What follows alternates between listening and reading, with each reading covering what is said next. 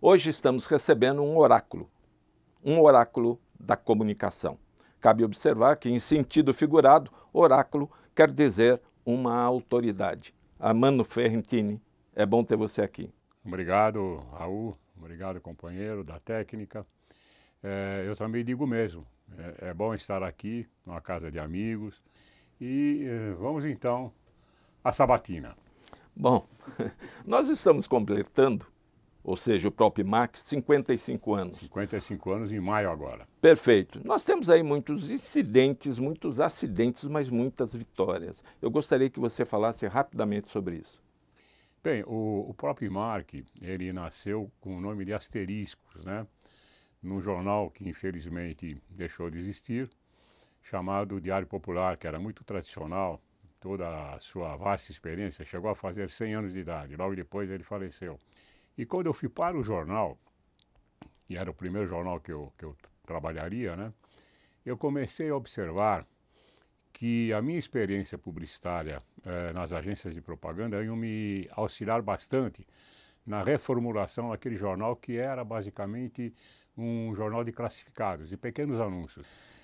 Então, o que faltava basicamente para o Diário Popular, que estava próximo naquela época que eu entrei lá, de completar 100 anos, perto disso, faltavam muitas coisas, é lógico, mas faltava uma fundamental para um veículo de comunicação, para um meio de comunicação, né, um meio de propaganda, que era exatamente ser lido pelo público publicitário, ser lido pelo pessoal das agências, pelo pessoal dos grandes anunciantes. Então, resumindo, eu pedi à diretoria, que eu ainda não era diretor naquela época, depois virei diretor, que me autorizasse a fazer uma coluna de propaganda, né? E essa coluna teria que ser, na minha concepção, teria que ser um pouco agressiva, teria que ser um pouco forte para provocar realmente a leitura. Mas era importante despertar a curiosidade naquela coluna que, de repente, um jornal quase centenário, naquela época, né, resolveu adotar, até um ponto de interrogação, né? Por que esse jornal resolve publicar uma coluna de propaganda? E assim foi, o asterisco foi crescendo, foi criando polêmica, foi contestando anúncios que ganhavam prêmios, mas, segundo a minha interpretação, não mereciam. Enfim, polemizar para ter cada vez mais leitores e provocar, principalmente, isso é o mais importante, e aconteceu muito, provocar a vinda do leitor através daquela época, né, através de cartas, né, através de telefonemas, enfim, os meios de comunicação que nós tínhamos na época. Estou falando de 1960 e qualquer coisa. E a coluna, né, que já estava numa página, depois 2 páginas, se transformou assim em algo indispensável para o mercado publicitário. E eu fui aprendendo com o tempo, e é claro que isso também estava muito dentro de mim, essa ansiedade, né? Eu fui aprendendo com o tempo que a gente, para ser bom jornalista, né, para trazer as primeiras, para despertar o interesse público, você tem que impactar sem trair a verdade. Não pode trair a verdade, mas você tem que impactar. Você tem que, como se diz hoje, ou se dizia há 10 anos atrás, você tem que causar. E esse foi o começo, Raul. Bom, você é um defensor da publicidade convincente, né? Você realmente considera isso uma notável ferramenta, Sem perfeito? dúvida, claro, a publicidade tem que ser convincente. Se ela não for convincente, ela não deve existir, né? Agora, nem sempre se consegue isso, né? Ou às vezes se consegue só atingindo uma determinada faixa do público, não todo o público. Enfim, são os efeitos da propaganda, são os segredos da propaganda e são as dificuldades dessa profissão maravilhosa que eu não abracei, mas comento. Por quê? Porque ela é realmente muito eficiente. A propaganda ela tem um quê de magia e ela estimula as pessoas a comprarem, ela estimula as empresas a venderem. E isso faz com que a economia gire com mais rapidez. Nós precisamos muito disso. A pior coisa para um país foi isso que aconteceu com o Brasil até agora, nesse último ano. A economia parada, a economia estagnada. Isso causa um desânimo em cada um de nós, em cada um dos 200 milhões de brasileiros que é um negócio lamentável. E nós não nascemos para isso. A nossa pátria é maravilhosa, nós temos tudo para crescer, nós temos tudo para ser um dos principais países do mundo, mas temos que usar a propaganda. Não digo isso por ser um escritor, um comentarista da propaganda, mas porque a propaganda é a arma certa para isso. A multiplicação dos meios, das mídias, principalmente redes sociais, tornou o trabalho de criatividade mais complexo, mais difícil? Tornou porque os criativos tinham um jeito de trabalhar com a chamada mídia tradicional e de repente veio a mídia digital, né?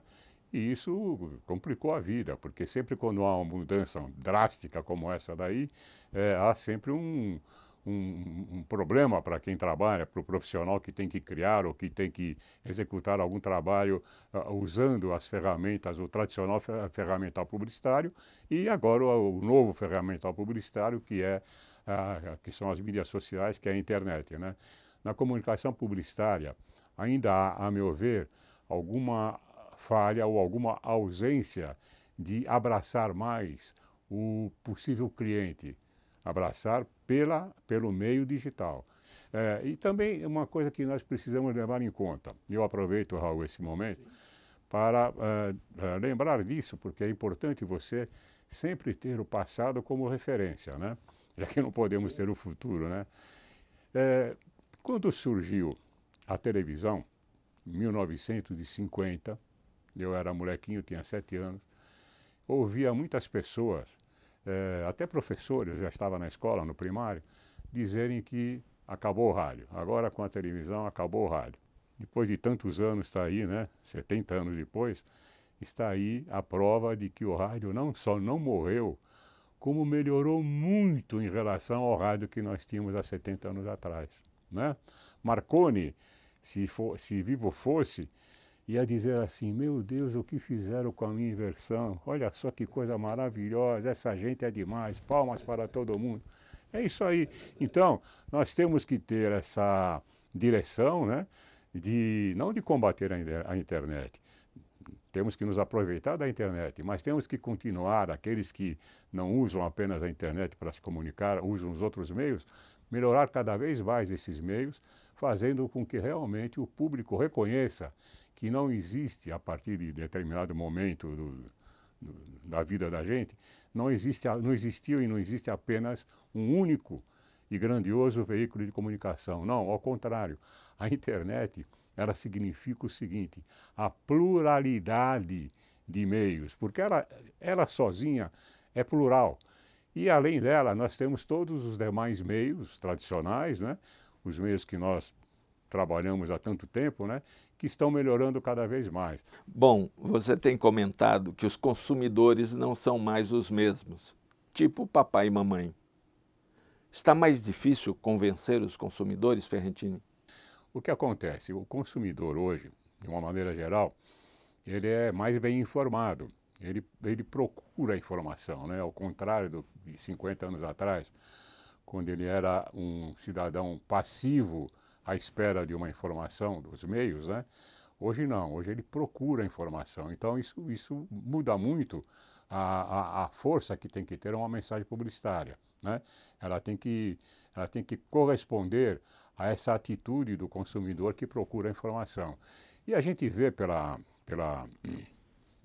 diversas campanhas, não só da televisão, como ainda de jornais, como de rádio, enfim, todos os veículos tradicionais e também na internet, a gente vê que aqui no Brasil tem havido, vamos falar de Brasil, tem havido uma melhoria, mas sem igual em relação à qualidade publicitária. Uma das grandes referências dessa afirmação que eu acabo de fazer vem do Festival de Cannes.